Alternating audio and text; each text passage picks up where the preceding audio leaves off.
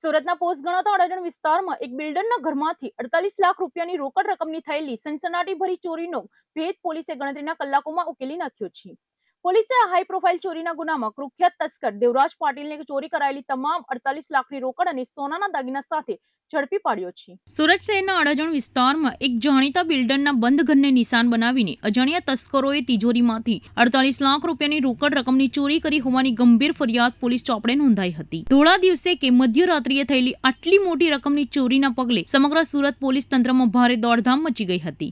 ઉચ્ચ પોલીસ અધિકારીઓના કાફલાએ તાત્કાલિક ઘટના સ્થળે દોડી જઈને તપાસનો ચક્કો ગતિમાન કર્યા હતા. અડાજણ પોલીસ અને સ્થાનિક ગુના શોધક શાખાની અલગ અલગ ટીમોએ ગુનાનો ભેદ ઉકેલવા માટે આધુનિક ટેકનોલોજીનો સહારો લીધો હતો. પોલીસે ઘટના સ્થળ તેમજ આસપાસના સમગ્ર રૂટ પર લાગેલા આશરે 100 જેટલા નાના મોટા સરકારી અને પ્રાઇવેટ સીસીટીવી કેમેરાના ફૂટેજ ઝીણવટપૂર્વક ચકાસ્યા હતા. સીસીટીવીમાં દેખાયેલા શંકાસ્પદ મૂવમેન્ટ અને હ્યુમન ઇન્ટેલિજન્સના આધારે પોલીસે ગણતરીના કલાકોમાં ચોક્કસ કડી મેળવીને આરોપી સુધી પહોંચવામાં સફળતા મેળવી હતી. પોલીસના સકંજામાં આવેલો આ શખ્સ કોઈ સામાન્ય ચોર નથી, પરંતુ ગુનાહિત ઇતિહાસ ધરાવતો શહેરનો કુખ્યાત તસ્કર દેવરાજ પાટીલ હોવાનું બહાર આવ્યું છે. દેવરાજ પાટીલે બિલ્ડરના ઘરની રેકી કરીને આ આખી ચોરીના પ્લાનને અંજામ આપ્યો હતો. ચોરી કર્યા બાદ તે પકડાઈ ન જાય તે માટે તેણે ચોરી કરેલી તમામ 48 લાખની રોકડ રકમ પાડોશમાં આવેલા રાંદેર વિસ્તારના એક ગુપ્ત મકાનની અંદર છુપાવીને રાખી હતી, જ્યાંથી પોલીસે દરોડા પાડીને મુદ્દામાલ જપ્ત કર્યો છે. પોલીસે સત્તાવાર માહિતી આપતા જણાવ્યું કે રાંદેરના મકાનમાંથી બિલ્ડરના ઘરેથી ચોરાયેલા રોકડા 48 લાખ રૂપિયા તો પૂરેપૂરા રિકવર કરી લેવામાં આવ્યા છે, પરંતુ આ ઉપરાંત આરોપી પાસેથી અન્ય કિંમતી સોનાના દાગીના પણ મળી આવ્યા છે. આ દાગીના તેણે આ જ ઘરમાંથી ચોર્યા હતા કે ભૂતકાળમાં આચરેલી અન્ય કોઈ ચોરીના ગુનાના છે તે અંગે પોલીસ તેની ઊંડી પૂછપરછ કરી રહી છે.